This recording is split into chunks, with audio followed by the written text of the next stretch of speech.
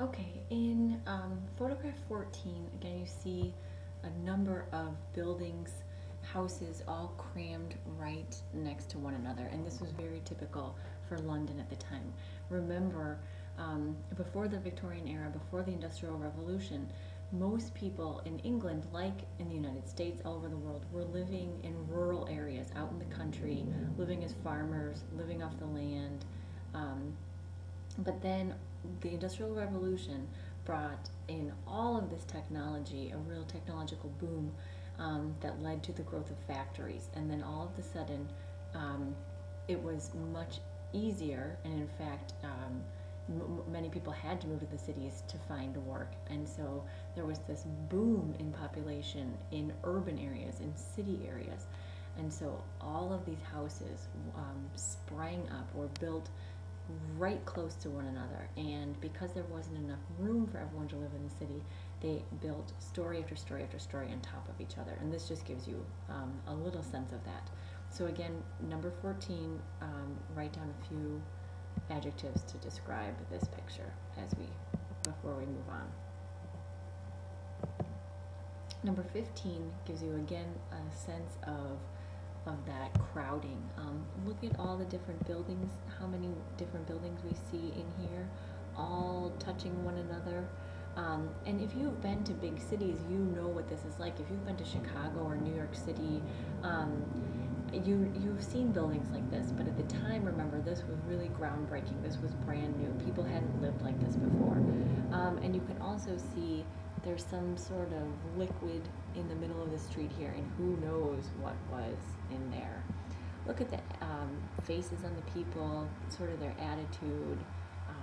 Think about whether or not you'd want to live in a place like this, and again, write down 2 to 3 adjectives to describe this photograph, the people in it, the feeling you get from it, before we move on to the next one. Number 16, I just wanted you to see the caption underneath that too.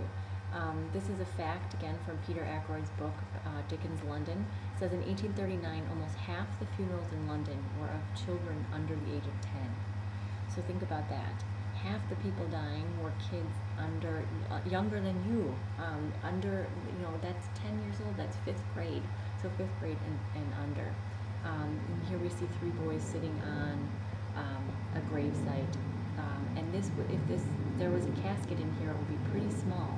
So this could definitely be a child's grave. Make a few comments about this photo, 16 adjectives, or just your thoughts on the fact that children died so young in the Victorian era. What does that make you think of?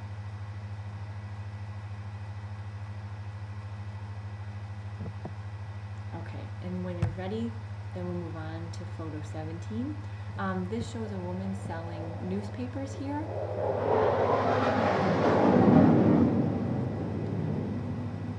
Okay, I'm recording this while the air show is going on this weekend, and you just heard a jet fly by my house. Alright, I'm going to read this caption, again written by Charles Dickens, from a piece of his writing. The coach is out, the horses are in, and the guard and 2 or 3 porters are storing the luggage away. The place, which a few minutes ago was so still and quiet, is now all bustle. So a busy part of London in the early morning. The early vendors of the morning papers have arrived, and you are assailed on all sides with shouts of, "Times, gentlemen, Times! Here's Cron, Cron, Cron." I think that means Chronicle, short for Chronicle. "Herald, ma'am! Highly interesting murder, gentlemen!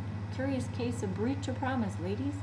So these would all be people that were standing on street corners selling newspapers, and there was a real explosion of newspapers at this time too, because of the advance of the printing press that made printing newspapers much easier, and then more and more people are becoming literate and can read, and so they wanted to get news, and this woman is selling newspapers. And again, Charles Dickens worked as a journalist before he became a famous novelist.